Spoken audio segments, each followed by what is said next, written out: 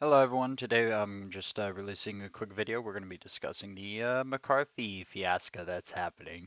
First off, it's been super fun. Straight up, the most fun I've been having in politics in a long time. Here's the current map we got before day two of voting, if it happens. I know GOP wants to adjourn possibly.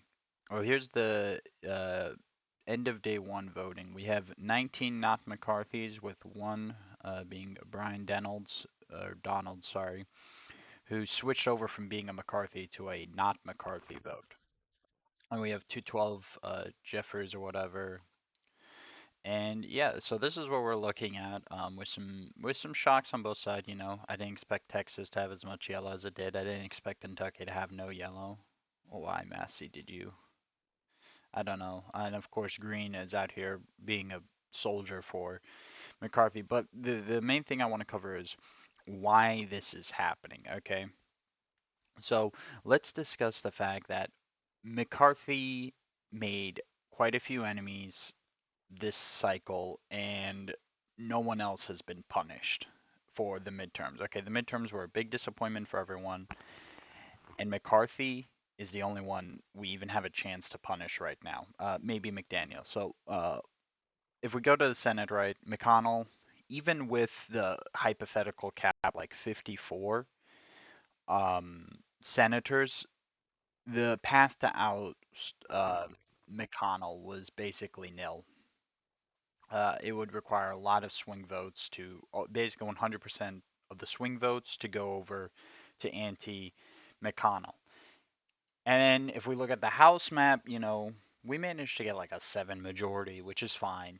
I mean, it beats being in the minority. But the thing is we should have been able to do way more. Now, Emmers, who messed it up in a lot of ways, he got promoted what, like November 10th. So whatever, we can't touch him. The public, we can't do anything. We can't voice our concerns to it. That's a done deal for now.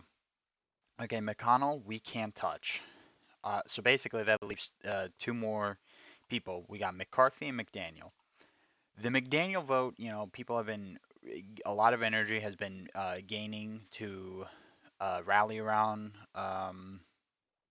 Harmeet and vote against McDaniel. I know, for example, Sabatini now has been trying to whip the Florida votes against it. He's called the Florida GOP to issue a public statement against McDaniel. I think Arizona's doing the same thing.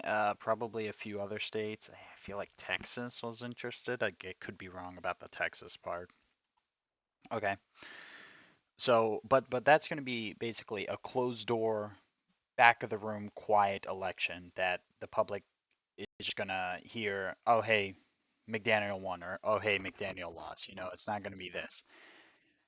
McCarthy is kind of wrong place, wrong time. And he's also, I've always had a problem with him. I especially have a personal problem with him. But the way it's working out is he won't give all the concessions to the House Freedom Caucus, okay? And, some people might be saying, oh, well, take most of the concessions we want. No, McCarthy made too many enemies, and I mean, dude, he's got Rosendale against him. I didn't think Rosendale would get involved here. I mean, look at Arizona. He's pissed off everyone in Arizona. We got some good votes out here in Texas as well. And, Brian Donalds, who voted McCarthy twice, says that, McCarthy said, oh, I made all the concessions. And Brian Donalds is saying, no, that's false. He has not made all the concessions. And that sucks because we can block this as long as it goes on. It doesn't matter. Jeffries is not becoming speaker unless 5 Republicans vote for him. In which case, we never had a majority, because if they're willing to give majority to Jeffries, then they'd vote for anything the Democrats wanted. Okay, and people are saying, oh, who else would you prefer? First off, McCarthy's voting record is not very good at all. This is my preferred. This is Center for Legislative Accountability. I know it's not the greatest, but Numbers USA is down. They only deal with immigration, and this place, I trust its rating because of how they rate certain people. So McCarthy is not very good. First off, okay, he's 75%. He's done pretty badly this session, these last two sessions. Steve Scalise, probably one of the easier ones to get the pick over. I mean, he has a significantly better voting record than McCarthy. Jim Jordan has a fantastic voting record here, as does Andy Biggs. I don't think Biggs really has a chance here, but the point is that there are better options. Hell, I'll take McClintock here. McClintock. And guess what? We keep with everyone needing to be a Mick.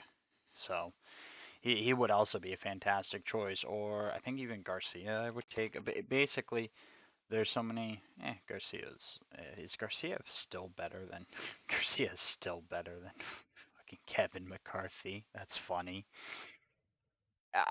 Guys in a Biden plus 13 district or something votes better than McCarthy. That's all I can say. And another problem, I think a big issue we're having with McCarthy is the fact that he moves with the party, which is fantastic for someone who is just voting.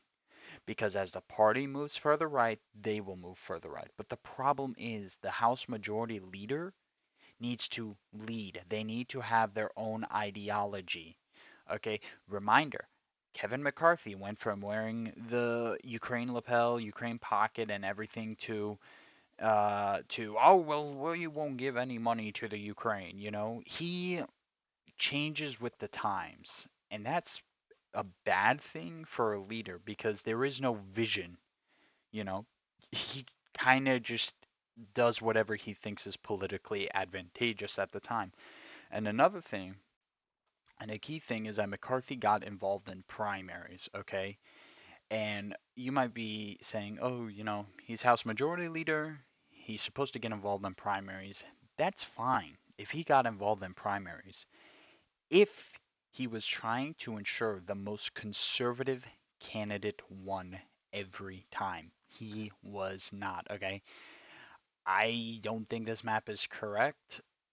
These are the primaries I think I know he got involved with, especially in Florida. He even went against APL, who, despite being rep elect, is probably one of the best freshmen out here. We know the story of what happened with Joe Kent. They spent millions of dollars calling him, you know, a socialist, and oh, he lost because there was no unity there. We know the Guest and Cassidy situation out here in Mississippi. He spent money against Mary Miller. Oh well, I know he got involved there actually.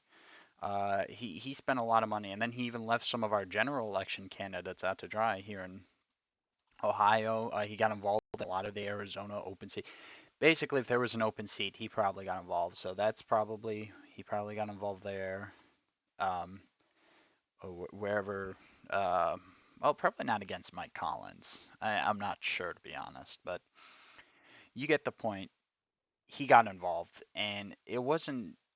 The fact was that he wasn't just going small amounts endorsing people who would be against him. It was multi millions of dollars. I'm sure it's somewhere here.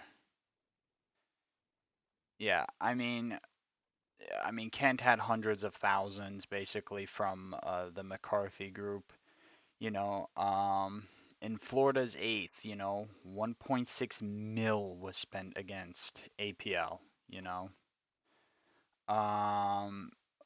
Palladino, Sabatini, of course. Sabatini was, I think, 1.5 million by himself. Um, he got involved in a lot of primary races, and I think this is a big thing. He has yet to concede on that fact, and I know House Freedom Caucus because basically anyone the House Freedom Caucus generally endorsed, McCarthy was there against them. And he, like I said, he didn't do it so the most conservative candidate wins. He did it specifically based on whoever would vote for him. you know. And that's the issue that McCarthy's having. He doesn't have the numbers. This is just simple. You know, if it was maybe 7, 9 people against McCarthy, I think there would be enough committee spots and enough like leeway he could bribe them with. You know, he could make all the concessions to get a couple of them on their side. 20 people are against McCarthy. That is a lot. He'd have to. I mean, Rosendale seems hard no. Bobart seems hard no. I mean, maybe Brescian. I don't know how to pronounce his name. Maybe. He got involved personally against Ogles here in Tennessee 5, so probably not. Clyde, maybe. Bob Goody's made an enemy. Andy Harris, maybe. Donalds has just completely left that boat. Self maybe. Like I'm struggling to find the numbers. You know, he's definitely not getting Gozar.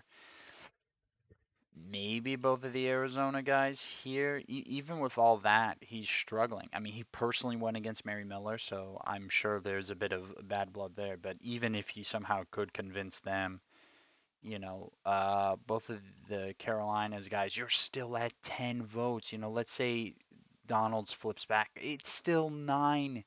These people, too many of them will never vote. I don't think Bobart, Gates, Roy, Gozar, I don't think will have a chance. Good either. Good is holding firm. Scott Perry is holding firm. And I mean, McCarthy isn't a catch. You know, we're not sabotaging the GOP. We're Scalisi's better.